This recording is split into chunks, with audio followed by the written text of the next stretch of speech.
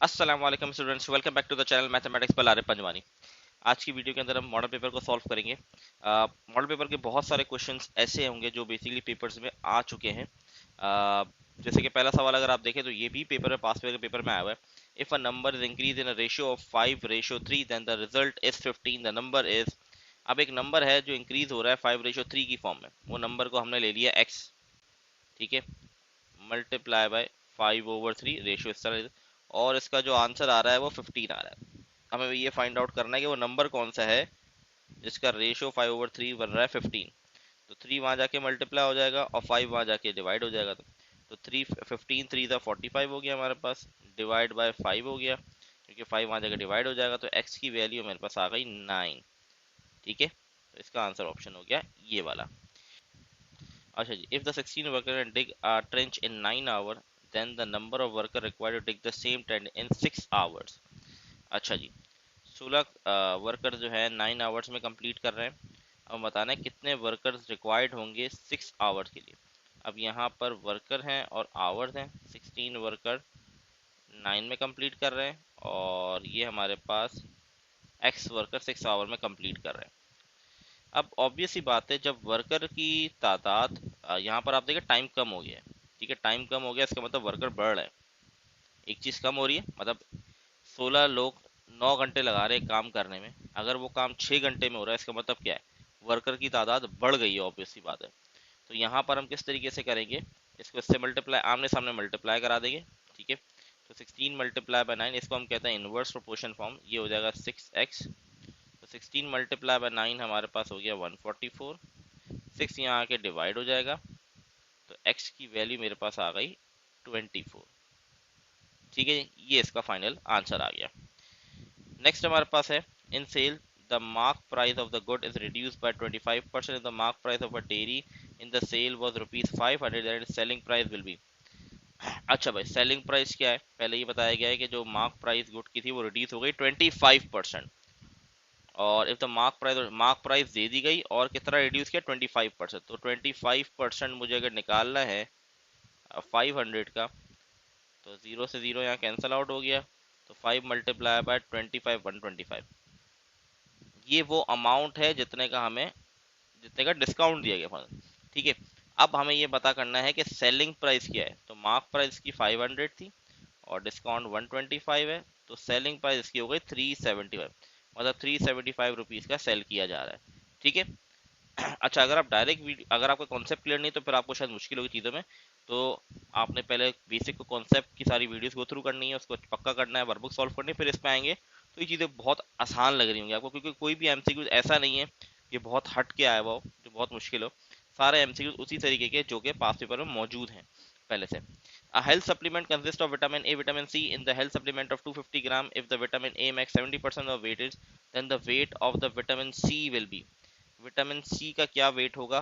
अब 70% जो है उसके अंदर 250 ग्राम में 70% जो है विटामिन ए, इसका मतलब विटामिन सी कितना होगा, 30%। ठीक है, अब वैल्यू निकालनी है 250 ग्राम में, तो 30% मल्टीप्लाई बाय 250 मतलब 30 divide by 100 multiply by 250। Zero से जीरो कट गया, यहाँ जीरो से जीरो कट गया, तो ये हो गया 75 ग्राम। इसका मतलब विटामिन जो सी है उसकी जो वैल्यू 75 ग्राम। अगर सवाल में कहा जाता विटामिन ए का बता दे, तो आप 70% को मल्टीप्लाई कर दे 250 से। ठीक है, ये सिंपल सा कॉन्सेप्ट है। MCQ number 5, in the given table show the relation में two quantities S and T for the value of T in the given. अच्छा, S और T का रिलेशन देखना, मैं चेक करना पड़ेगा। For example, form the value T, अगर S is directly proportion to T equal to K T. मैं पहले डायरेक्टली प्रोपोर्शन वाला कॉन्सेप्ट चेक कर रहा हूँ। ये हमारे पास 2 हो गया, ये हमारे पास 60, तो 1/30 वैल्यू आ गई के की। ठीक है, हमें यहाँ पर x की वैल्यू निकालनी है। ठीक है, यहाँ पर किसकी वैल्यू निकालनी है, x की वैल्यू फाइंड आउट करनी है। तो लेट्स सी हमारे पास x की वैल्यू क्या बनती है यहाँ पर। तो ये हमारे पास एक तो 1/30 आ गया के, अब हम क्या कर सकते हैं, 1/30 जब मैं यहाँ पुट करूंगा तो ये बन जाएगा s is equal to 1/30t। ठीक है, ये मैंने पहली वैल्यू को यूज करते हुए k निकाल लिया। अब मैं लास्ट वाली वैल्यू यूज करता हूँ, s की वैल्यू 12 है और t की वैल्यू क्या आ रही है 10। जब मैं लास्ट वाली वैल्यू को यूज कर रहा हूँ तो ये दोनों चीजें बराबर नहीं आ रही, इसका मतलब ये डायरेक्टली प्रोपोर्शन तो नहीं है, इसका मतलब मुझे इनवर्सली प्रोपोर्शन वाला कॉन्सेप्ट लगाना पड़ेगा। आई होप ये वाली बात क्लियर होगी कैसे बदला। तो इसका मतलब यहाँ पर हमें लगाना पड़ेगा इनवर्सली प्रोपोर्शन। तो ये बात क्लियर हो गई, इनवर्सली है ये 1/t। अब यहाँ से हम equal to k 1/t, s की वैल्यू 2 है, t की वैल्यू 60, तो k की वैल्यू आ गई 120। यहाँ पुट कर देंगे तो आपकी इक्वेशन बन गई 120/t, ये इक्वेशन बन गई। अब हमें क्या फाइंड आउट करना है, हमें t की वैल्यू निकालनी है। तो s की वैल्यू यहाँ पर क्या है 4, तो s की जगह 4 लिख दिया। अब t यहाँ डिवाइड हो रहा है, वहां जाके मल्टीप्लाई और 4 को यहाँ ले आएंगे, तो 120 डिवाइड बाय 4, तो 30 हमारा फाइनल आंसर आ गया, जो कि ऑप्शन नंबर सी है, ये आंसर आएगा। 4 को डिवाइड कर देंगे, ठीक है, ये हमारे पास आंसर आ गया। ठीक है, अच्छा हम चेक भी कर लेते हैं, ये हमारी जैसे कि मैंने लास्ट वाली वैल्यू लेके चेक किया था, इसको भी चेक कर लेता हूँ।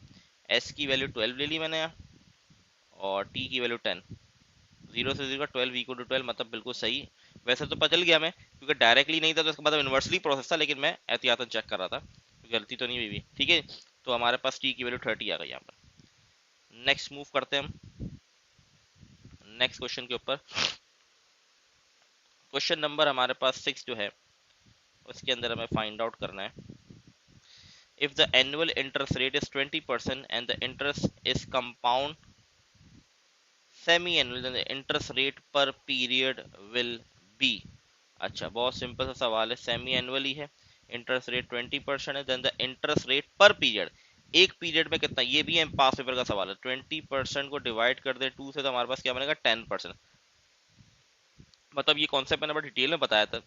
अगर आपका इंटरेस्ट रेट 20% है और आपने सेमी एनुअली लिया है, तो इसका मतलब ये नहीं है कि 6 महीने में भी आपको 20% के मुताबिक रेट पे पैसे मिलेंगे और अगले 6 महीने में भी 20%, नहीं, ऐसा नहीं है। इंटरेस्ट रेट भी डिवाइड हो जाएगा, सेमी एनुअली होगा तो 200 में टूट जाएगा इंटरेस्ट रेट, अगर क्वार्टरली होगा 400 में टूट जाएगा। तो यहाँ सेमी, इसलिए 10% इसका फाइनल आंसर आ गया। तो आई होप ये वाली चीज क्लियर होगी। अच्छा जी, the sum of annuity at interest rate annually will be the sum of annuity. अच्छा, सम ऑफ एन्युटी निकालना है हमें। ठीक है, तो हमारे पास सम ऑफ एन्युटी का formula R1 plus I power n -1 divide by I. ठीक है, ये हमारे पास फॉर्मूला है। अब यहाँ पर हम वैल्यूज पुट करते हैं, तो हमारे पास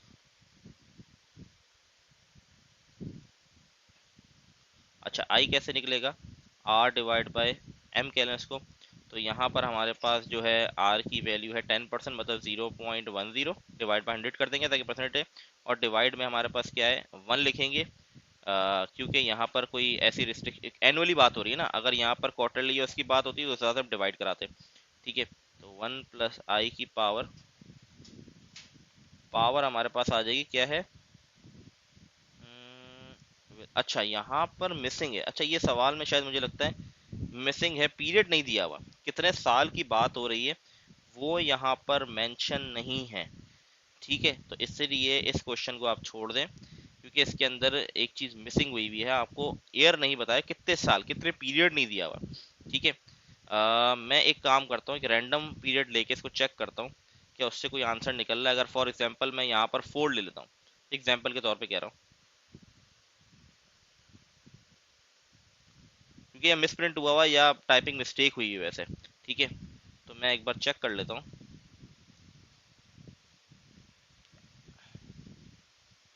1 plus 0.10 whole power 4 divide by 0.10। अच्छा, माइनस भी करना है, -1 ब्रैकेट क्लोज। अच्छा, वैसे यहाँ पर जो आंसर मेरे पास 46410 आ रहा है, 4 खैर इस सवाल में मिस्टेक है तो उसको छोड़ देंगे, मसला नहीं है। मैं तो ऐसे ही एहतियातन चेक करना चाह रहा था कि इसका कोई आंसर मैच कर रहा नहीं कर रहा। नेक्स्ट आगे बढ़ते हैं। लेकिन यहाँ पर मिस प्रिंटिंग या टाइपिंग मिस्टेक कह लो हुई भी है, यहाँ पर एयर नहीं दिया उन्होंने, ठीक है। अच्छा जी, नेक्स्ट क्वेश्चन पे मूव करते हैं। क्वेश्चन नंबर एमसीक्यू नंबर हमारे पास 8 है। अच्छा जी, असलम आलम invested his saving rupees of 1,10,000 in a two different bank. In ABC Bank invest rupees 50,000 at the rate of 6% per annum year. 3 year in PQR Bank invest 60,000 at the rate of 5% per annum year. The total amount of interest earned by Aslam after 3 year will be। अच्छा भाई, 3 साल के बाद कितने interest इसको मिला वो बताना है। तो दो बैंक्स के अंदर आलम ने पैसे लगाए हैं। बैंक ABC के अंदर इन्वेस्ट किए हैं 50,000 रुपये, तो 6% per annum 3 year, simple interest की बात हो रही है, ठीक है। तो हम कह लेते हैं आई, मतलब यहाँ हम बात कर रहे हैं ABC बैंक की। तो हमारे पास पी वैल्यू जो है वो है 50,000 रुपीज़ लगाए हैं, ठीक है। मल्टीप्लाई बाय यहाँ पर है हमारे पास 50,000 लगाए, नहीं 50,000 लगाए हुए ना। ABC बैंक के अंदर हमारे पास 50,000 लगाए हमने, जिसके अंदर हमारे पास 6% है, multiply by 3 years divided by हमारे पास आ जाएगा 100। तो 2 जीरोस तो मैंने यहाँ काट दिए। अब मैं इसको कैलकुलेट कर लेता हूँ, क्या कैलकुलेशन में आंसर दे रहा है हमारे पास। 500 मल्टीप्लाई बाय 6 मल्टीप्लाई बाय 3, तो 9,000 इंटरेस्ट मिल रहा है पहली बैंक से। हमें टोटल बताना है। अब I2 ले लेते हैं, जो बैंक है PQR। यहाँ पर 60,000 multiply by 5 multiply by 3 divide by 100, ये 2 जीरो कट गए, तो ये हो गया 600 मल्टीप्लाई बाय 5 मल्टीप्लाई बाय 3, तो ये भी 9,000 आ गया। और वो आपसे पूछा total earn by Alam after 3 year, दोनों को प्लस कर देंगे तो आंसर आ जाएगा 18,000। हमारे पास इसका फाइनल आंसर आ रहा है, ठीक है। आई होप ये वाली चीज क्लियर होगी। मुश्किल सवाल नहीं था, बहुत आसान सा सवाल था।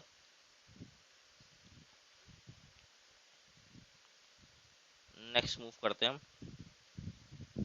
अच्छा जी, नेक्स्ट हमारे पास क्या है, which is order pair lies on which of the order pair lies on Y axis. इसका मतलब जिसमें x इज इक्वल टू 0 होना चाहिए, ठीक है। तो यहाँ पर देखें x 0 है तो हम कह सकते हैं ये लाई कर रहा है, और यहाँ पर भी x 0 है तो ये भी कहेंगे। तो 1 और 3 ये इस तरह का MCQ पास पेपर का आया हुआ है, ठीक है। आगे बढ़ते हैं। The equation 3x plus Y replace the x intercept. x intercept का मतलब क्या है, y को 0 पुट कर दें, तो वहां पर 3 को वहां जाके डिवाइड करा देंगे, तो आंसर आ गया 2, ठीक है जी। चले क्विकली आगे बढ़ते हैं। Which the following point does not lie on the line. अच्छा भाई, अब ये कैसे पता चलेगा, ये सवाल थोड़ा डिफरेंट है, आई थिंक शायद ये पास पेपर में अभी तक नहीं आया है। तो कौन सा पॉइंट लाई करता है इस इक्वेशन के अंदर, कैसे पता करेंगे, पॉइंट पुट करके। पहला पॉइंट पुट किया, y की वैल्यू -3 है और x की वैल्यू -1 है, और ये बराबर किसके आ रहा है, -1 के। तो -3 + 4 हो गया, क्योंकि माइनस माइनस प्लस होता है, तो आंसर आ गया 1 = -1। ये बराबर नहीं आ रहा, मतलब ये ऑप्शन करेक्ट नहीं है। इसी तरीके से दूसरा ऑप्शन पुट करेंगे हम, जो कि 0 और -1 है। y की जगह -1 आ गया, 4 की जगह ये आ गया, और यहाँ 0 आ गया, तो 4 0 0, तो -1 बराबर आ गया -1 के। इसका मतलब ये ऑप्शन ठीक है। बाकी कोई भी ऑप्शन हम पुट करेंगे, 11 12 -11 बन जाएगा। मैं चेक कर लेता हूँ, वैसे तो ये ऑप्शन करेक्ट आ गया क्योंकि बराबर आ गए दोनों वैल्यूज। लेकिन अगर मैं 11 पुट करता हूँ तो 11 -12 ये भी मैच कर रहा है हमारे पास, यहाँ पर 11 आ जाएगा, तो ये -11 -12 -1 बन जाएगा। अच्छा, ये भी हमारे पास मैच कर रहा है। अच्छा सॉरी, यहाँ सवाल, अच्छा मेरी मिस्टेक हो गई। यहाँ सवाल पूछ रहा है विच of the following point does not lie. तो ये तो इक्वल आ रहा है, तो मतलब ये बी भी ऑप्शन लाई कर रहा है, सी भी ऑप्शन लाई कर रहा है, और अगर ये वाला ऑप्शन पुट करो तो ये भी ऑप्शन लाई कर रहा है, क्योंकि बराबर आ रहा है। यहाँ क्या पूछा है, does not lie on the line, तो जहां बराबर नहीं आएगा वो बताना है। तो ऑप्शन ये ए ठीक है। ये मैंने शायद रीडिंग करने में मिस्टेक कर दी, मुझे लगा वो बताना है कि जो बेसिकली लाई कर रहा है, तो डज नॉट लाई कर रहा है, मतलब जो बराबर नहीं आएगा वो बताना है, ठीक है। आई होप ये वाली बात क्लियर हो गई होगी। आगे बढ़ते हैं। In the given graph the X intercept and Y intercept, X और वाई इंटरसेप्ट बताना है। ये हो गया हमारा वाई इंटरसेप्ट, एक्स इंटरसेप्ट क्या होगा 4 और 5 के बीच में, तो 4.5 कह सकते हैं। 4.5 को और कैसे लिख सकते हैं, 9/2 भी लिख सकते हैं। ठीक है, अब सवाल में बहुत इंपॉर्टेंट क्या है, पहले क्या पूछ रहा है, एक्स सेंटर से फिर वाई, तो 9/2 पहले और वाई बाद में, जो कि 3 है। Solution set of the quadratic equation, इसको आपने कैलकुलेटर से करना है। ठीक है, ताकि आप कोई गलती ना कर जाए, कैलकुलेटर से डायरेक्ट ये चीज हो सकती है, तो उसी से करें आप, बेहतर रहेगा। अच्छा जी, अभी कैलकुलेटर ऑन नहीं हो रहा, इसको आप लोग ट्राई कीजिएगा, जैसे ही ऑन होता है फिर मैं बताता हूँ। ठीक है, अच्छा जी, अब ये इक्वेशन है, इसके वर्टेक्स बताने हैं। इसके वर्टेक्स भी हम कैलकुलेटर से पता कर सकते हैं। कैसे पता कर सकते हैं, एक बार में ये कनेक्शन हो जाए मेरा, इसको दोनों कैलकुलेटर से ही होने हैं, तो दोनों को कैलकुलेटर से ही देख लेते हैं हम।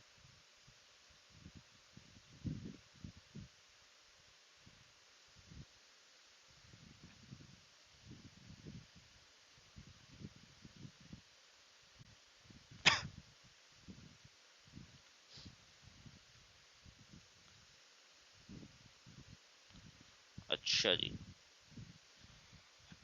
दोनों सवाल कैलकुलेटर से हो जाने, तो दोनों मैं आप लोगों को दिखा देता हूँ किस तरीके से होंगे। वैसे तो हम कर चुके हैं वीडियोस के अंदर, मैं ऑलरेडी बता चुका हूँ, प्रीवियस चैप्टर के अंदर जो पढ़ाया था मैंने बता दिया था, लेकिन एक बार फिर गो थ्रू कर लेते हैं हम इसको। हम जाएंगे, ये ए ऑप्शन पे गए, पॉलिनोमियल 2 डिग्री है, यहाँ पर हमारे पास एक्स स्क्वायर के साथ 1 है और यहाँ 2 है, सी की वैल्यू नहीं है 0, तो ऑप्शन आ गया -2 एंड 0, तो -2 एंड 0, -2 एंड 0, 1 आ गया और यहाँ 2 आ गया इक्वल टू 0, तो यहाँ पर आंसर क्या आ रहा है, -2 एंड 0।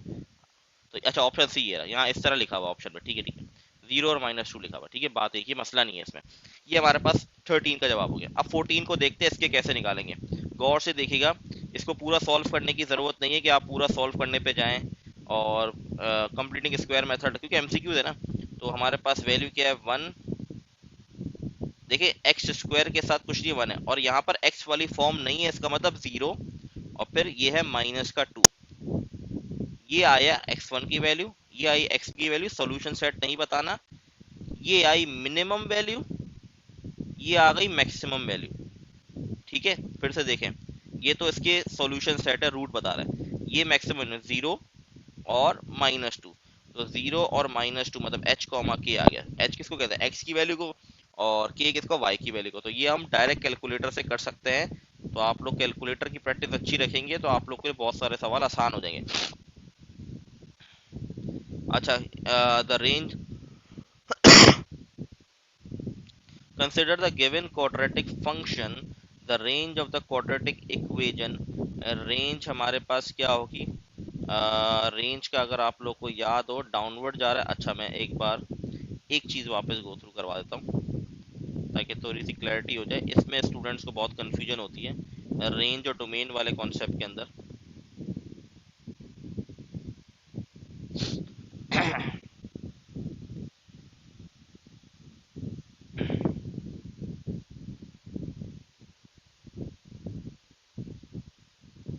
ये देखें,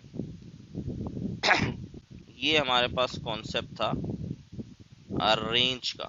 ठीक है, अब यहाँ पर हमें क्या रेंज लेनी है, के की वैल्यू यहाँ पर पहले क्या, पहले तो वो देख लें, एच कॉमा के है ना, तो यहाँ पर के की वैल्यू -1 है हमारे पास। क्या वैल्यू है, -1, इसके हमारे पास वैल्यू है। तो यहाँ पर हमारे पास आ जाएगा option B, real number less than -1।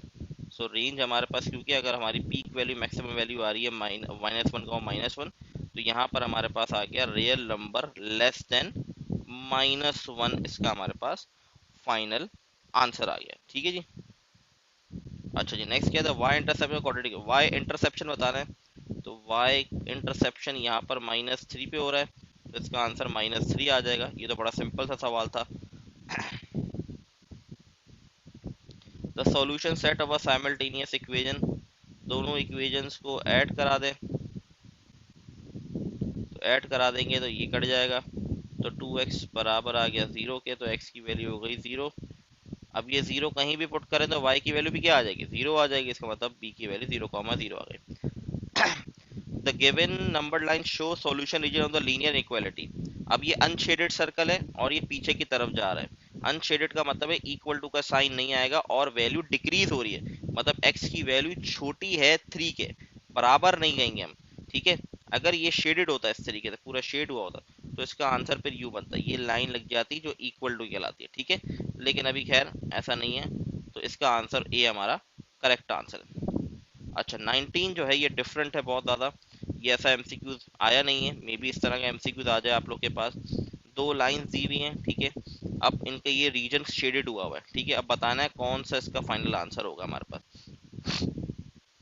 तो यहाँ पर हमारे पास जो आंसर इसका बन सकता है वो बन सकता है ऑप्शन नंबर ए वैसे तो, क्योंकि अगर मैं इसको देखूं, अच्छा नहीं ऑप्शन नंबर ए नहीं, ऑप्शन नंबर यहाँ पर y4 पे करेक्ट हो रहा है ना, ये नहीं, यहाँ पर y हमारा, तो ऑप्शन नंबर बी कह सकते हैं, क्योंकि x की वैल्यू छोटी और बराबर है 3 के, शेडेड सर्कल बना हुआ है और 3 पे बना हुआ है, और वैल्यू शेड कहाँ की, पीछे वाली वैल्यू शेड हुई है, 2 1 और 0 शेड हुआ है, मतलब ये शेडिंग अगर आप देखें तो x की कौन सी वैल्यू शेड हुई है, 2 1 0, तो x की वैल्यू छोटी है और बराबर 3 के।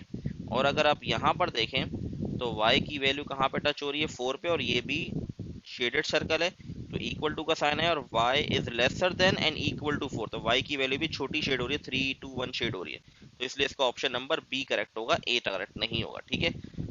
ए में 3 और 4 चेंज हुआ हुआ है। अच्छा जी, एल माइनस एम का आंसर ये आ रहा है, वो पूछ रहा है एल का ऑर्डर क्या होगा। अब याद रखें जब भी प्लस माइनस कराते हैं तो ऑर्डर सेम होना ज़रूरी है, तो जो आंसर आया उसका ऑर्डर हमारे पास 1/3 है, तो इसका मतलब एल का ऑर्डर भी 1/3 ही होगा। For a matrix the matrix X Y, the matrix multiplication, multiplication करनी है तो ए 1 से मल्टीप्लाई ए हो गया, ए 0 से हुआ, बी 0 से हुआ 0 हो गया, फिर ए 0 से हो गया और बी 1 से हो गया, ठीक है। तो ये मेरे पास आंसर आ गया है A and B, option number B correct हो गया। नेक्स्ट आगे बढ़ते हैं। अच्छा जी, यहाँ देखें बहुत ध्यान से एक चीज़ को समझिएगा, x की वैल्यू निकालनी है और वो नेगेटिव में लिखा है, तो पहले इसको पॉजिटिव करने के लिए वहाँ ले जाऊंगा, इस मैट्रिक्स को यहाँ ले आऊंगा, 2 3 1 2 3 1 2 3 1 minus 1 0 2 is equal to X, जिसकी वैल्यू निकालनी है पॉजिटिव होना जरूरी। अब 2 माइनस 1 1 हो गया, 3 माइनस 0 3, 1 माइनस 2 -1, इसी तरीके से यहाँ भी 1 3 -1 1 3 -1, तो ये इसका फाइनल आंसर आ गया जो ऑप्शन नंबर बी है हमारे पास। ठीक है जी, आई होप ये वाली चीज़ें क्लियर होंगी आप लोग को। अच्छा जी, अब यहाँ पर वही सवाल, पास्ट पेपर का सवाल है हमारे पास, ठीक है। लेकिन यहाँ पर थोड़ा सा ध्यान दीजिएगा, पहले मैं मैट्रिक्स बना लेता हूँ। मैट्रिक्स में पहले x की वैल्यू लिखी जाती है, x की वैल्यू क्या है यहाँ पर -2, बहुत सारे स्टूडेंट 5 लिख देते हैं, -2, और ये y की वैल्यू 5 है, ये 1 है और ये -3 है, और यहाँ वेरिएबल x और y आ गया मेरे पास, और ये बराबर आ गए 11 और 5 के। प्लीज़ ध्यान रखिएगा पहला कॉलम x का होता है, दूसरा y का, यहाँ कंफ्यूज करने के लिए पहले y दिया गया है, कंफ्यूजन क्रिएट करने के लिए। y की वैल्यू निकालने के लिए हमें क्या करना पड़ता है, y को रिप्लेस कर देते हैं हम, तो ये हमारे पास -2 और 1 अपनी जगह पे रहेंगे, x की वैल्यू, y की वैल्यू रिप्लेस हो जाएगी 11 और 5 से, ठीक है। जब हम y की वैल्यू निकालनी होती है, तो ये हमारे पास इसका आंसर, मतलब स्ट्रेट लाइन बनाते हैं हम यूँ, तो इसका जो फाइनल आंसर हमारे पास है वो ऑप्शन नंबर सी आ रहा है, और x की वैल्यू के लिए x को रिप्लेस करते हैं। इस तरह का x वाला सवाल आई थिंक पास पेपर में सवाल आया हुआ था। अच्छा जी, determinant of the matrix, determinant निकालना है मैट्रिक्स का, क्रॉस मल्टीप्लाई कर देंगे हम, ठीक है। बी वहाँ जाके मल्टीप्लाई हो जाएगा इन दोनों से, तो ये हो जाएगा A B plus B square, फिर बीच में माइनस, और ए वहाँ जाके मल्टीप्लाई हो जाएगा, तो ब्रैकेट लगाना मत भूलिएगा क्योंकि ब्रैकेट की वजह से साइन चेंज हो जाएंगी। A B plus B square, minus अंदर जाएगा तो माइनस का ए स्क्वायर और माइनस ए बी, तो ये हमारे पास जो है कुछ कटिंग हो रही है, ये कट गया हमारे पास, तो B square minus A square, option number C correct है। अच्छा भाई डेरिवेटिव्स पे आ गए हम, डेरिवेटिव्स हमारे पास है, डेरिवेटिव निकालना है ए एक्स माइनस बी ओवर ए का, रिस्पेक्ट टू एक्स निकालना है क्योंकि नीचे एक्स लिखा हुआ है। तो पहले आपने क्या करना है, पहले हमें रूट हटाना है, तो रूट हटाएंगे तो हमारे पास पावर में क्या आएगा 1/2। अब इसका डेरिवेटिव लेना है तो डेरिवेटिव कैसे लेंगे इसका, पहले पावर नीचे आएगी और पावर को हम माइनस कर देंगे 1/2 - 1, और फिर अंदर वाली फंक्शन का डेरिवेटिव लेते हैं हम। ठीक है, अंदर फंक्शन हमारे पास लिखा हुआ है ये। अब मेरी बात गौर से सुनना, अंदर वाला डेरिवेटिव किस तरीके से लिया जाएगा। देखें, अंदर जो डिनोमिनेटर में a है इसको हम डेरिवेट नहीं करेंगे, 1/a को बाहर कर दें, क्योंकि a के ऊपर डेरिवेट करूंगा तो नीचे 0 आ जाएगा डिनोमिनेटर में। सही है, इसका डेरिवेटिव क्या आएगा, इस फॉर्म का डेरिवेटिव देखें, मैंने डिनोमिनेटर वाले a को बाहर कर दिया। अब मेरी बात गौर, इसका डेरिवेटिव क्या आएगा, इसका डेरिवेटिव a आ जाएगा, क्योंकि x का डेरिवेटिव क्या होता है 1 होता है। अब इस b के साथ कोई x नहीं है तो इसका मतलब ये 0 हो जाएगा। ठीक है, तो यहाँ बच गया a-0, a से a कट जाएगा हमारे पास, तो आंसर आ जाएगा 1/2 ax - b/a। जब पावर को सॉल्व करेंगे तो -1/2 आ जाएगा। तो ऑप्शन नंबर सी करेक्ट। बहुत ध्यान से इसको करना है। डिनोमिनेटर वाले a को बाहर ले लिया क्योंकि इस पे डेरिवेटिव अप्लाई नहीं होगा, फिर ax पे डेरिवेटिव अप्लाई हुआ तो x 1 हो जाता है, तो a बच गया, और b पे अप्लाई हुआ क्योंकि उसमें b को तो हम बाहर कॉमन नहीं ले सकते ना, तो b पे डेरिवेटिव लगना ही था, लगना, तो वो 0 हो गया, तो a से a कट गया, तो ये हमारा ऑप्शन आंसर करेक्ट आ गया। द फर्स्ट डेरिवेटिव फंक्शन, इस फंक्शन का डेरिवेटिव लेना है। अब आपको पता होना चाहिए 1 का डेरिवेटिव 0 होता है। इसका डेरिवेटिव कैसे निकालेंगे हम, पावर नीचे आएगी तो -n नीचे आ गया, और ऊपर से पावर को हम क्या करते हैं -1, तो ये माइनस माइनस प्लस हो गया, तो n बच गया, प्लस का n, x की पावर -1 माइनस, तो ये हमारे पास ऑप्शन नंबर ए करेक्ट आ गया। ठीक है, इस तरह के एमसीक्यू आने के बहुत ज़्यादा चांसेस हैं, तो बहुत ध्यान से समझें इसको। ठीक है, फिर से रूट हटेगा तो पावर में क्या आ जाएगा 1/3, तो 1/3 नीचे आया, ऊपर से पावर को हम -1 करेंगे, और x का डेरिवेटिव क्या होता है 1, तो 1/3 x की पावर -2/3, ये हमारा आंसर आ गया, जो कि ऑप्शन नंबर बी आ रहा है। The equation for the gradient slope tangent to the curve, इसका डेरिवेट लेना है, फिर पावर वाली फॉर्म आ गई, पावर नीचे लिखा हमने,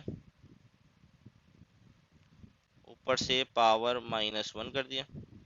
अब इसका डेरिवेटिव ax प्लस बी का, ax का डेरिवेटिव a आ जाएगा और bx का b आ जाएगा, क्योंकि x का डेरिवेटिव 1 हो जाता है तो a बच गया, b के साथ जो x लिखा उसका भी 1 हो जाएगा तो b बच गया। तो ये इसका फाइनल आंसर। अच्छा, पावर क्या हो जाएगी -3 हो जाएगी, -2 -1, तो इस तरीके से इसका ऑप्शन नंबर हमारे पास जो मैच कर रहा है वो सी मैच कर रहा है। अब ये देख लें, if 2 power 6 minus n is the n term of the geometry the common ratio, ये उसने आपको एक n टर्म दे दी है, अब वो बोल रहा है कॉमन रेशो बता दो। कैसे निकालेंगे, पहले सीक्वेंस बनानी पड़ेगी। पहले मैं n की जगह 1 रखूंगा, तो ये बन गया 2 की पावर 5। 2 की पावर 5 हमारे पास किसके इक्वल होता है, 2 की पावर 5 बराबर होता है 32 के। इसी तरीके से फिर मैं 2 रखूंगा, तो ये बन जाएगी 2 की पावर 4, तो वो बराबर होता है 16 के। ये दोनों, ये आ गई मेरे पास टी, मतलब T1 या A1 कह लें इसको, फर्स्ट टर्म आ गई मेरे पास। ठीक है, ये मेरे पास A1 फर्स्ट टर्म और ये सेकंड टर्म। हम कैसे निकालते हैं रेशो, डिवाइड करके, सेकंड टर्म को डिवाइड कर दें फर्स्ट टर्म से तो आंसर आ जाएगा, तो 1/2 मेरे पास आर आ गया। चलें जी, लास्ट वाले एमसीक्यूज पे, ये हमारा पेपर 1 के कंप्लीट हो गया। If the 23rd term of the arithmetic progression is 46 and the common ratio is 2, then the first term will be, 23rd term जो है वो बराबर है 46 के, तो यहाँ फॉर्मूला खुल जाएगा a plus 23 minus 1 d is equal to 46। यहाँ पर मुझे d की वैल्यू बता दी गई है, तो a प्लस ये 22 हो गया, d की वैल्यू 2 है, is equal to 46। 22 multiply by 2 44 होगा, 44 वहां जाके क्या हो जाएगा माइनस, तो 46 माइनस 44, तो a की वैल्यू मेरे पास आ गई 2। तो ये हमारे पास ऑप्शन नंबर डी इसका करेक्ट हो गया। तो ये पेपर 1 कंप्लीट हो गया। अब स्टार्ट करते हैं पेपर नंबर 2।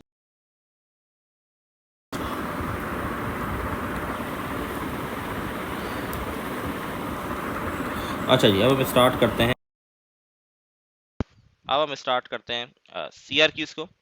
अब सी आर क्यूज क्या है, time required to process an order of book at a book shop. I think ये सवाल कर चुके हैं हम। Varies directly with number of book, directly जो है टाइम रिक्वायर्ड जो है, टाइम जो है वो डायरेक्टली प्रोपोर्शन है नंबर ऑफ बुक्स परचेज के, और इनवर्सली है number of salesman allocated to fulfil the order के। तो time is directly proportion to book and inversely proportion to sales person, तो इसको हमने एस कह दिया या 1/s लिख दिया अलग से बोला। इक्वल टू आएगा तो यहाँ के कांस्टेंट आ जाएगा, बी डिवाइड बाय एस हो गया। ठीक है, if 5000 books can be pack 6 sales person in 4.5 hour, तो इस डेटा को लेके मैं के की वैल्यू निकालूंगा। यहाँ 4.5 है मेरे पास, बुक्स जो है 5000 दी हुई हैं और सेल्स में 6, तो वहाँ जाके 4.5 मल्टीप्लाई बाय 6 और डिवाइड बाय 5000 हम करते हैं तो आंसर आ रहा है मेरे पास 0 पॉइंट के की वैल्यू आ रही है 0.0054, ये के की वैल्यू आ रही है। के की वैल्यू यहाँ पुट करेंगे तो ये बन जाएगा 0.0054 बी डिवाइड बाय एस, ये मेरी मेन इक्वेशन बन गई। अब मुझे क्या मालूम करना है यहाँ पर, then calculate the time, T निकालना है और यहाँ पर मुझे सेल्समैन 8 दिए हैं और बुक 8000 कर दी गई है। तो सिंपल कैलकुलेटर में हम 8000 से मल्टीप्लाई और डिवाइड बाय 8, तो आंसर आ रहा है 5.4, तो टाइम आ गया आपके पास 5.4 आवर्स लग रहे हैं। ठीक है, इतना सिंपल सा सवाल था। ठीक है, समझ आ गया, आई होप क्लियर होगा ये वाला। ओके, तो क्वेश्चन नंबर 2 का जो पहला पार्ट है ये ऑलरेडी मैं करवा चुका हूँ, तो ये पास पेपर में आ चुके क्वेश्चन, तो ये मैं वापस से सॉल्व नहीं करवा रहा। अब मूव करते हैं पार्ट नंबर बी के ऊपर। द वुमेन इन्वेस्टेड, हो सकता है ये सवाल आ जाए क्योंकि ये आया हुआ नहीं है पहले। A women invested rupees X semi annual, X amount लगाई semi annually, the bank offer profit at rate of 7% per annum compound semi annually, the value of annuity is 30,000 after 7 years. Use the given information show that n is 14, I is 0.035 and then hence find the value of x। पहले ही बताना n 14 है, I ये है और फिर ये फॉर्मूले को यूज करते हुए प्रूफ x की वैल्यू निकालनी है। ठीक है, ये तीन चीजें पहले शो करवानी, ये बनाएं और फिर x की वैल्यू बता दें। तो सबसे पहला पार्ट हमारे पास n कैसे निकालते हैं, हम n निकालते हैं t मल्टीप्लाई बाय m। यहाँ पर 7 ईयर्स की बात की गई है। ठीक है, और सेमी एनुअली इसलिए 2 से मल्टीप्लाई करेंगे तो 14 आ गया। ठीक है, इस तरह का सवाल जरूर आ सकता है। आई निकालना है तो आर डिवाइड बाय एम करेंगे हम। आर यहाँ पर हमारे पास 7% है, मतलब 0.07, और यहाँ पर सेमी एनुअल की बात है इसलिए 2 से कर देंगे तो 0.035 आ गया हमारे पास। ठीक है, अब फॉर्मूला हमारे पास एन्युटी का मौजूद है ये वाला,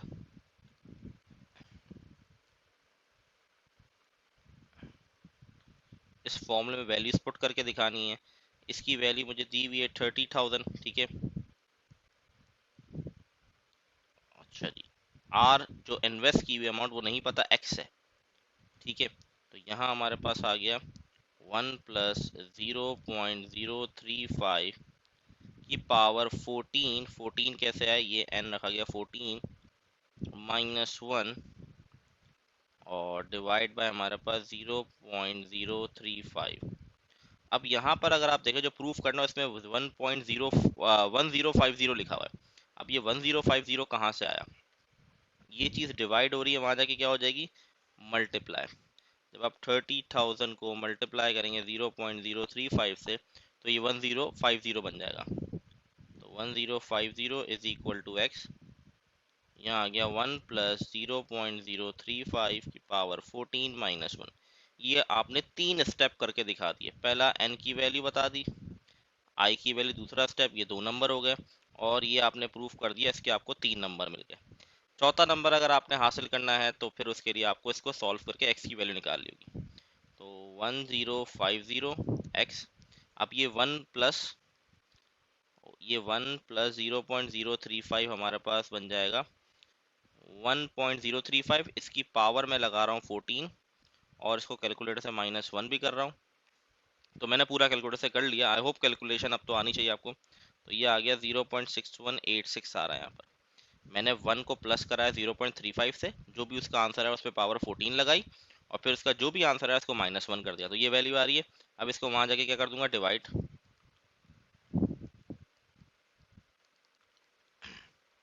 सो डिवाइड करने से अब क्या आंसर आ रहा है देखते हैं। 1050 डिवाइड बाई 0.6186, तो वैल्यू आ रही है मेरे पास x की 1697.3। ये इसका फाइनल आंसर आ गया। ठीक है जी, बहुत ही सिंपल सा सवाल था और हो सकता है ये आ जाए, आई होप ये आ जाए। बड़ा आसान सा सवाल है, ये आया नहीं है अभी तक पास पेपर। तो मॉडल पेपर से भी कुछ सवाल उठाए जाते हैं कभी कभार, तो हो सकता है ये वाला सवाल आ जाए आपके पास। ठीक है,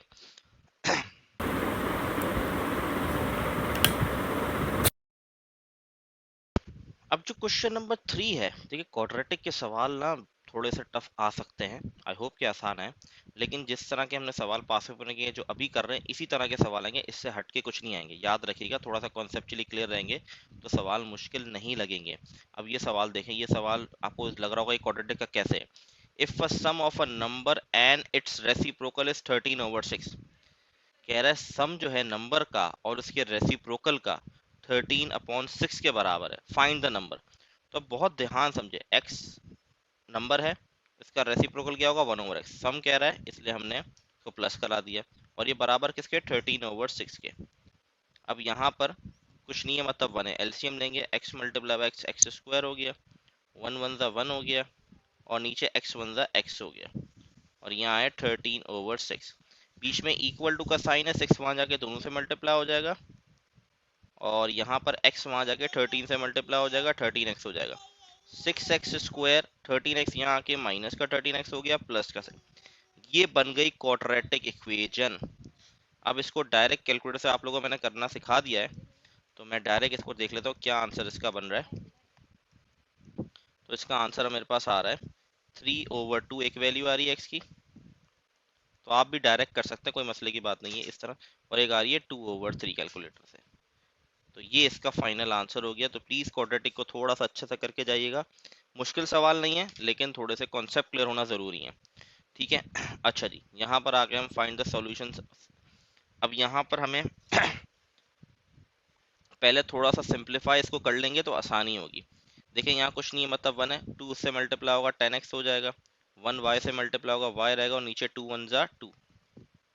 अब ये 2 वहां जाके मल्टीप्लाई करा दूंगा, बन जाएगा 10x plus Y is equal to 40। तो ये मेरी एक नई इक्वेशन बन गई, इसको मॉडिफाई कर दिया मैंने ताकि फ्रैक्शन से हट जाए। अब इन दोनों इक्वेशन में y के कोफिशिएंट सेम है, तो दोनों को मैं सब्ट्रैक्ट करा रहा हूँ ताकि y कट जाए मेरे पास। कैलकुलेटर से भी मैंने ये सिखाया था किस तरह आप डायरेक्टली चेक कर सकते हैं आंसर, लेकिन ऑब्वियस बात है कैलकुलेटर से डायरेक्ट आंसर नहीं लगते, और पूरे नंबर नहीं मिलेंगे। जब आप सब्ट्रैक्ट कराते हैं तो साइन चेंज हो जाती है सेकंड वाले की। तो 4x माइनस 10x, तो -6x बड़े नंबर की साइन, ये कट गया, पॉजिटिव नेगेटिव, यहाँ आ जाएगा 10 मेरे पास पॉजिटिव, 6 वहां जाके डिवाइड, मतलब माइनस का 6 वहां जाके डिवाइड हो गया, 2 5 ज़ा 2 3 ज़ा, तो वैल्यू आ गई -5/3। 6 नेगेटिव का वहां जा रहा है डिवाइड में, तो साइन चेंज नहीं होती, ये भी पहले ही बता चुका मैं। अब y निकालना है, तो ये x की वैल्यू को कहीं भी पुट कर दे, मैं इक्वेशन नंबर 1 में पुट कर रहा हूँ। तो ये मेरे पास बन जाएगा -5 4 ज़ा 20, तो -20/3 plus y is equal to 50। ये -20/3 वहां जाके क्या हो जाएगा, प्लस हो जाएगा। अब आपको अगर एलसीएम में मसला है, अब वहां तो वेरिएबल्स है ना, वेरिएबल के अंदर तो आप एलसीएम आपको लेना पड़ता है, लेकिन ये वैल्यू निकालना कैलकुलेटर में कोई मुश्किल काम नहीं है, तो इसको आप डायरेक्टली भी निकाल सकते हैं। जैसे वैल्यू लिखी हुई है 50 प्लस 20/3, तो ये आ गया y की वैल्यू हमारे पास आ गई 170/3। अच्छा, कैलकुलेटर में वेरीफाई भी कर लेते हैं ये आंसर आ भी रहा है कि नहीं आ रहा। साइमल्टेनियस हो गया, दो अननोन्स है। पहली इक्वेशन मेरे पास 4 1 और 50 है, दूसरी इक्वेशन को हमने मॉडिफाई किया, ये 10 हो गया था, ये 1 ही है, और ये हमारे पास 20। तो x की वैल्यू -5 आ रही है, इसका मतलब कहीं गलती हुई है मुझसे। अच्छा, 4x plus Y 1y is equal to 50, 10x plus Y, अच्छा मैंने यहाँ गलती की है, मैंने 40 नहीं लिखा, सॉरी, यहाँ मिस्टेक। तो ये आ रही -5/3 और -170/3, इसका फाइनल आंसर आ गया। ठीक है जी, पार्ट नंबर बी के अंदर हमें ग्राफ को प्लॉट करना है और उसका हमें रीजन बाउंडेड बताना है बाय इनइक्वालिटीज। ठीक है, तो सबसे पहले हम इसकी वैल्यूज निकाल लेते हैं। अगर मैं यहाँ पर x, सबसे पहले तो हम इसको इक्वेशन को इक्वल टू की फॉर्म में ले लेंगे। जब मैं यहाँ x0 पुट करूंगा तो y की वैल्यू 8 आ जाएगी मेरे पास, तो ये पॉइंट बन गया 0,8। इसी तरीके से y 0 पुट करेंगे तो x की वैल्यू 4 आ जाएगी। आई होप ये कॉन्सेप्ट आप लोग क्लियर होगा। तो 4,0 आ गया। इक्वेशन नंबर 2 की बात करें, 3x plus 2y is equal to 6x। यहाँ पर अगर मैं 0 पुट करूँगा तो y की वैल्यू 3 आ जाएगी, तो ये पॉइंट बन गया 0,3। इसी तरह y 0 पुट करेंगे तो x की वैल्यू 2 आ जाएगी, तो ये पॉइंट बन गया 2,0। तो ये मैंने पॉइंट्स निकाल दिया। आई होप पॉइंट्स वाला कॉन्सेप्ट क्लियर होगा आप लोग को। अब यहाँ पर हम देख लेते हैं कि पहली इक्वेशन में अगर मैं 0 0 पुट करता हूँ तो ये 0 इज़ लेसर देन 8, तो ये ट्रू कंडीशन बन रही है मेरे पास। इसी तरीके से यहाँ 0 0 इज़ लेसर देन 6, ये भी हमारे पास ट्रू कंडीशन बन रही है। ठीक है, तो ये हमारे पास दोनों कंडीशन ट्रू बन रही है, जो कि 0 इज़ लेसर देन 8 और 6 होता है। अब यहाँ पर हम इसको प्लॉट कर देते हैं। मतलब सबसे पहले ग्राफ की हमें लाइन ड्रॉ करनी पड़ेगी। ठीक है, ये एक्स और वाई एक्सिस बना देते हैं। वैल्यूज़ अगर हम देखें तो ज़्यादा बड़ी वैल्यूज़ तो नहीं है, 8 तक जा रही है वाई की वैल्यू, बाकी सारी छोटी वैल्यूज़ ही हैं और सारी पॉजिटिव में है। तो पॉजिटिव को ही प्लॉट कर दे तो बहुत रहेगा आपके लिए। जैसे कि यहाँ 1 2 3 और 4, आई थिंक y की सबसे बड़ी वैल्यू 4 है, तो ये सब क्लियर हो गया। यहाँ पर एक्स की वैल्यू सबसे बड़ी वैल्यू 4 है, तो 4 तक हो गया। हमने ये कितने बॉक्सेस दी हुई, आई थिंक 10 बॉक्सेस छोड़ के बना हुआ है। इसी तरह x के लिए मुझे 5 बॉक्सेस छोड़ने पड़ेंगे, 1 2 3 4 5। तो यहाँ आ जाएगा मेरे पास 1, ये आ जाएगा 2, 1 2 3 4 5, ये आ गया 3, ये आ गया 4, 1 2 3 4 5, ये आ गया 5, और ये आ गया मेरे पास 6, 1 2 3 4 5, ये 7 आ गया और यहाँ 8 आ गया। नेगेटिव वाला हमें बनाने की ज़रूरत ही नहीं है। ठीक है, ये पॉइंट सिर्फ समझाने के लिए बनाए थे मैंने, इसको रब कर देते हैं। तो अब हम प्लॉटिंग पे आ जाते हैं। पहली लाइन की हमारे पास प्लॉटिंग, हमारे पास पॉइंट जो है वो क्या क्या है, 0,8 और 4,0। तो पहला हमारे पास आ रहा है पॉइंट 0,8। ये क्या हो गया भाई, लाइन कैसे रब हो गई। अच्छा जी,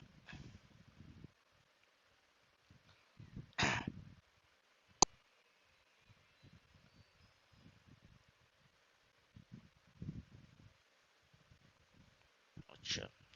तो पहला पॉइंट मेरे पास जो है वो है 0,8, तो ये मेरे पास पॉइंट आ गया यहाँ पर।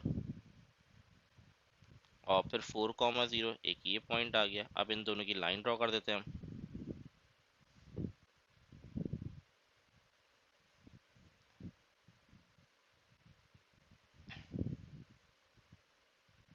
ये हो गया भाई लाइन ड्रॉ। अब है मेरे पास नेक्स्ट पॉइंट क्या है, 0,3, और ये है मेरे पास 2,0। तो ये मैंने लाइन ड्रॉ कर दी।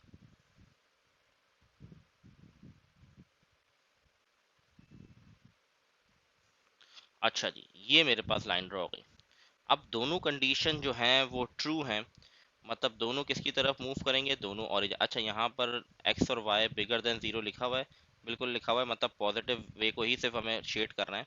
तो यहाँ पर मेरे पास x और y जो है, जो दोनों इक्वेशन है सॉरी, वो दोनों ट्रू हैं। ट्रू का मतलब दोनों ओरिजिन की तरफ जाएंगी।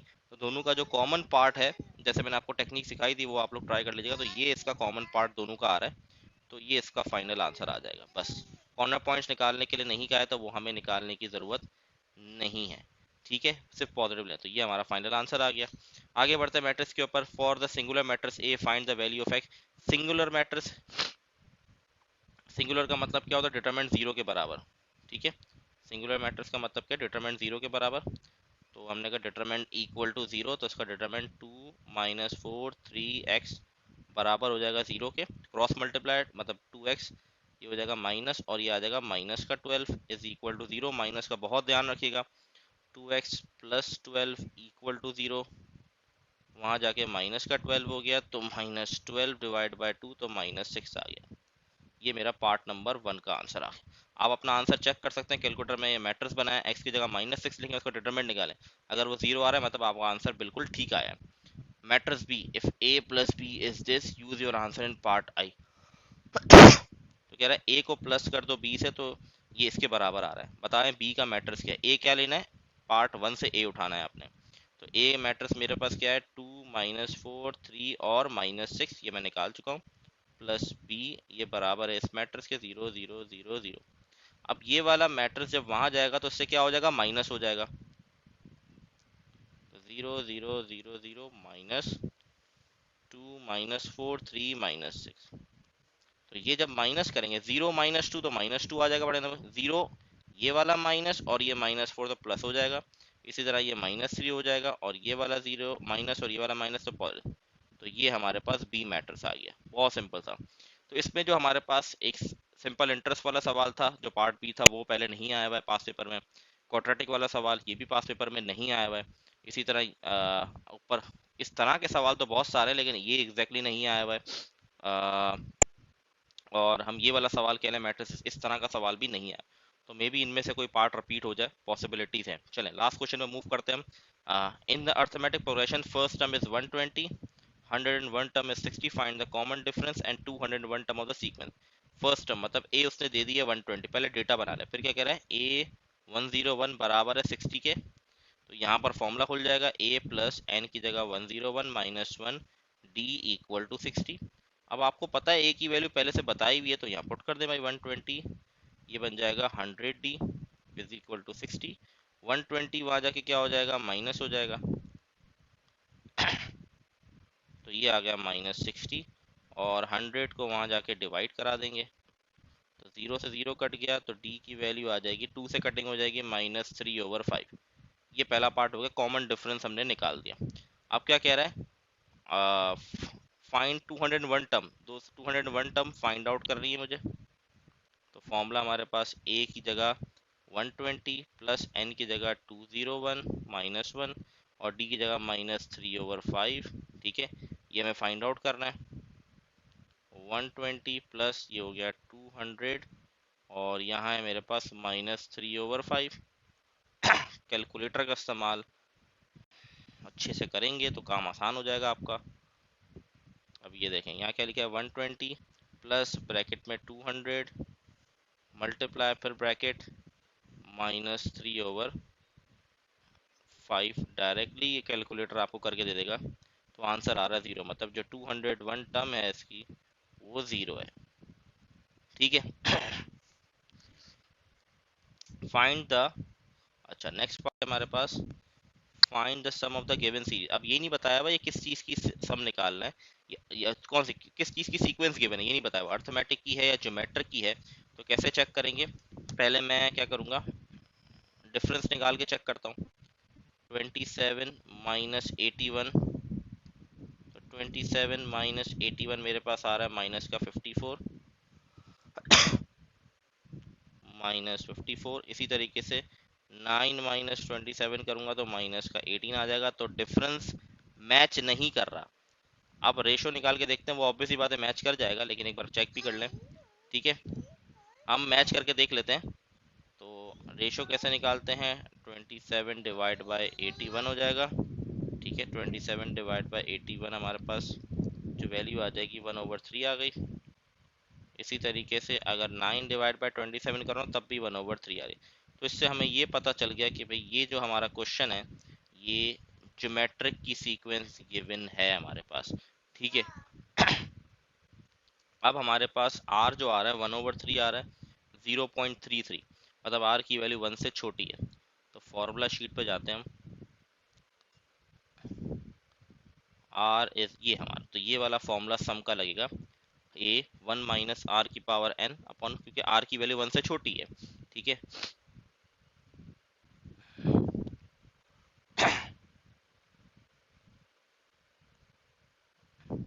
तो S N is equal to A 1 - r की power n upon 1 - r। a की वैल्यू 81, r मेरे पास 0.33 लिख दें आप, एंड 7 टर्म पूछ रहा है तो 7 आ जाएगा, डिवाइड बाय 1 - 0.33। ये भी पूरा कैलकुलेटर से सॉल्व हो सकता है। कैलकुलेटर में आ जाते हैं हम, यहाँ हम इसको फ्रैक्शन में आ गए। पहली वैल्यू हमारे पास 81 है जो मल्टीप्लाई और ये ब्रैकेट से 1 माइनस और ब्रैकेट के अंदर 0.33 की पावर हमारे पास है 7। ये ब्रैकेट क्लोज करना मत भूलिएगा। नीचे 1 माइनस 0.33, तो आंसर आ रहा है मेरे पास 120, मतलब सम आ रहा है 7 टर्म का 120.84। ये इसका फाइनल आंसर आ गया और ये हमारा मॉडल पेपर का सॉल्यूशन कंप्लीट हो गया। आई होप आप लोग को चीज़ें क्लियर होंगी। मैंने अपनी तरफ से पूरी कोशिश की कि हर चीज़ आप लोग को अच्छे से अच्छे तरीके से समझाऊँ। यहाँ पर सारा कोर्स भी हमारा कंप्लीट हो गया। आप लोग का पेपर है इंशाल्लाह कल, तो बेस्ट ऑफ लक आप सबको। आई होप आप लोग अच्छे से अच्छा रिजल्ट ले सकें और अच्छे से अच्छा पेपर कर कर आएँ। ठीक है, तो बेस्ट ऑफ लक बच्चों। बाकी कोई भी कन्फ्यूजन है आप पूछ सकते हैं। अल्लाह हाफिज़।